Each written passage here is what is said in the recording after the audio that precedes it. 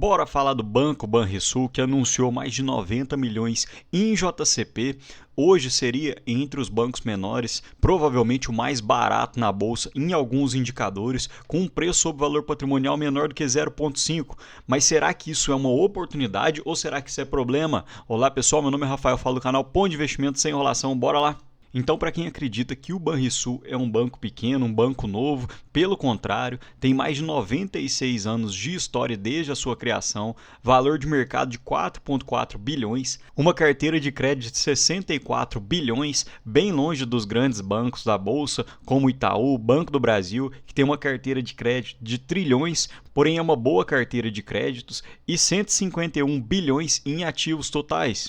E hoje o Banrisul está presente em 6 estados brasileiros, com 93% de cobertura do Rio Grande do Sul e 99% do PIB gaúcho, 493 agências, sendo a maior parte no Rio Grande do Sul e um pouco em Santa Catarina. Então o Banrisul tem um atendimento mais voltado para o Rio Grande do Sul. Falando um pouco da estrutura acionária, hoje o governo do Rio Grande do Sul não é mais acionista majoritário, detém 49,4% das ações, porém a maior parte encontra-se nas mãos dos acionistas, 50,6%, pagamentos trimestrais de JCPs com um payout em torno de 40%, porém a gente vai ver que o Banrisul tem pago um pouco mais do que esses 40% e 90 milhões distribuídos para os acionistas apenas no primeiro trimestre de 2025, com uma base acionária bem pulverizada de 151 mil acionistas, sendo a maior parte deles pessoas físicas. E nos últimos anos, o Banrisul tem feito um bom trabalho na sua carteira de crédito,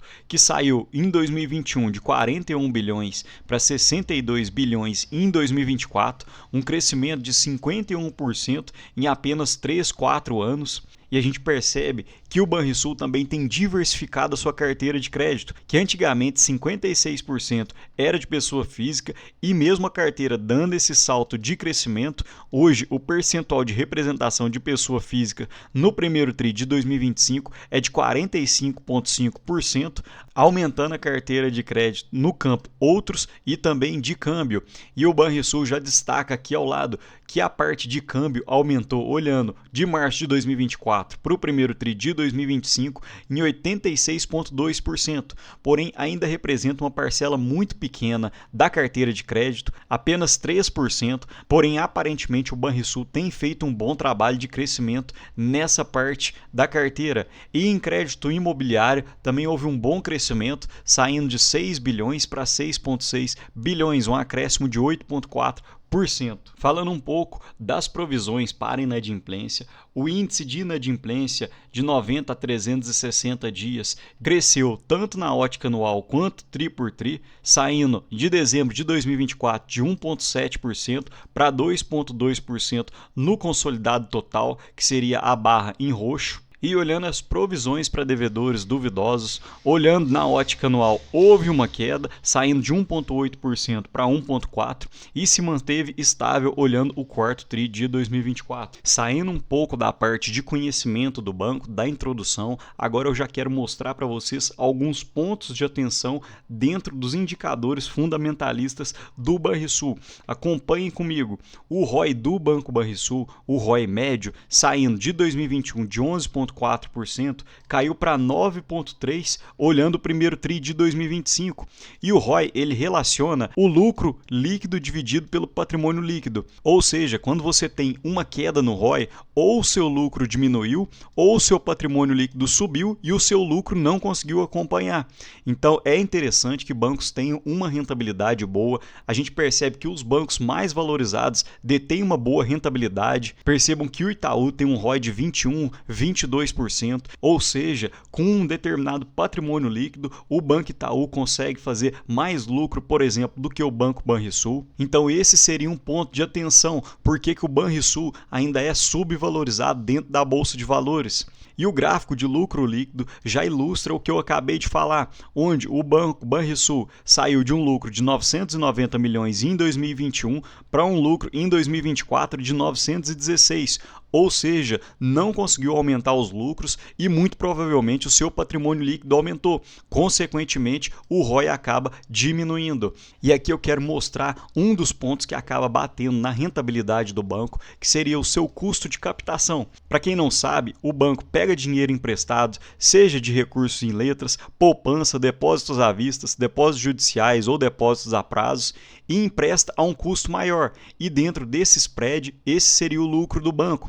Então, normalmente, o banco pega emprestado para quem tem dinheiro na poupança e remunera a uma determinada taxa de juros e pega esse mesmo dinheiro e empresta para outra pessoa com juros maiores. Então, esse seria o lucro do banco. Porém, o Banco Banrisul tem um custo de captação muito alto. Percebam que o custo de captação gira em torno de 82,4% da Selic e o custo de depósitos a prazo em torno de 86% da taxa Selic. E só para que vocês tenham base de comparação, o Banco do Brasil tem um custo de captação em torno de 68% a 70% da taxa Selic. Então é por isso que o Banco do Brasil consegue ter uma rentabilidade melhor do que a do Banrisul, visto que o Banrisul está remunerando a mais para poder captar maiores clientes e aumentar sua carteira de crédito. Porém, mesmo com essa rentabilidade muito baixa, eu acredito que hoje o Banco Banrisul esteja um pouco subvalorizado. Fazendo uma conta de padeiro, normalmente os analistas acreditam que o ROI de 15% dos bancos, a cotação do preço sobre valor patrimonial tem que estar mais ou menos próximo de 1. Então, hoje a cotação do Banco Banrisul gira em torno de 11,83, um ROI de 9,3 e um preço sobre valor patrimonial de 0,45. Então, fazendo um preço sobre valor patrimonial teórico projetado, o Banco Banrisul com esse ROI deveria ter um preço sobre valor patrimonial em torno de 0,73. Então a cotação teórica teria que subir para 19,08, o que seria um aumento de 65% das cotações atuais. Porém, percebam que isso é apenas uma projeção. A gente tem um histórico do Banrisul de ser cotado bem abaixo do preço sobre valor patrimonial de 1 e eu vou mostrar para vocês em slides a seguir. E percebam a correlação entre a rentabilidade sobre o patrimônio líquido e o preço sobre valor patrimonial.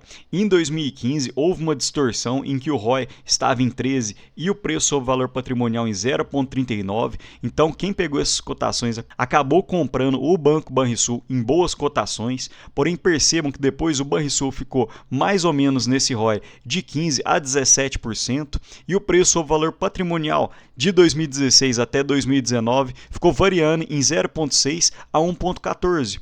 Porém, quando o Banrisul começou a entregar essa rentabilidade baixa de 8, 8,85, 10 e atualmente em torno de 9, o Banco Banrisul tem sido cotado por um preço sobre valor patrimonial de 0,4 desde meados de 2021. Então, é normal quando um banco tem uma baixa rentabilidade, o mercado precifique o banco abaixo das suas métricas de preço sobre valor patrimonial. E eu quero ilustrar mais um pouco para vocês como que a rentabilidade do Banrisul não tem crescido numa taxa acelerada. Percebam que em 2010 o Banrisul teve uma receita de 4,6 bilhões e um lucro líquido de 741 milhões, o que daria uma margem do lucro líquido em torno de 16%. Porém, percebam que em 2024 o Banrisul teve uma receita de 16,6 bilhões e um lucro líquido ainda nos mesmos patamares de 2010. Então isso acabou comprimindo as margens do lucro líquido e em 2024 a margem líquida do Banrisul girou em torno de 4%. Então isso acaba batendo no banco, porque apesar dele estar crescendo sua receita, crescendo seu patrimônio, não consegue ter uma alta geração de renda para o próprio banco, não consegue virar lucro. Agora, já entrando nos pagamentos de JCP, eu ainda acredito que o Banrisul seja um bom pagador de dividendos, olhando para 2025, e ele aprovou 90 milhões em JCP referentes ao segundo trimestre de 2025. Então o Banrisul deve pagar em torno de 22 centavos por ação, porém com a retenção do imposto vira em torno de 18 centavos por ação. E para você ter direito a esse provento, você tem que estar com ação em carteira no fim do pregão de 18 de junho e a partir do dia 13 de junho você já poderia vender suas ações que você teria direito a esse JCP. E o Banrisul paga normalmente 4 vezes ao ano, em março, junho, setembro e dezembro, e pagou dividendos extraordinários tanto em abril de 2024 quanto em março de 2025, e se for contabilizar os dividendos de março, os JCPs de maio e o JCP anunciado, o dividendo do Banrisul em 2025 já foi em torno de 4%. E agora, só para mostrar para vocês a minha planilha pessoal, hoje o preço sobre valor patrimonial do Banrisul é de 0,46, que entre os bancos da Bolsa hoje seria praticamente o menor. Com um lucro líquido projetado para 2025 de 900 milhões, teríamos um PL de 5,38, o que seria 13% abaixo das suas médias históricas, e com um payout de 45%, um dividend yield em torno de 8,36% ainda para 2025. Então, para dividendos, eu acredito que o Banrisul seja uma boa, porém a gente tem que ter muita cautela, porque é um banco que tem um custo de captação muito alto, então aparentemente não tem conseguido gerar tanto valor para o acionista, não consegue ter tanto lucro pegando numa determinada taxa de juros um dinheiro emprestado e emprestando numa taxa maior. O spread está bem curto e atualmente eu acredito que tenham outros bancos melhores para se investir. Mas me conta aqui, pessoal, vocês gostam desse tipo de vídeo de empresas pouco comentadas da Bolsa de Valores? No mais, gostaria de deixar para vocês um ótimo dia e um abraço.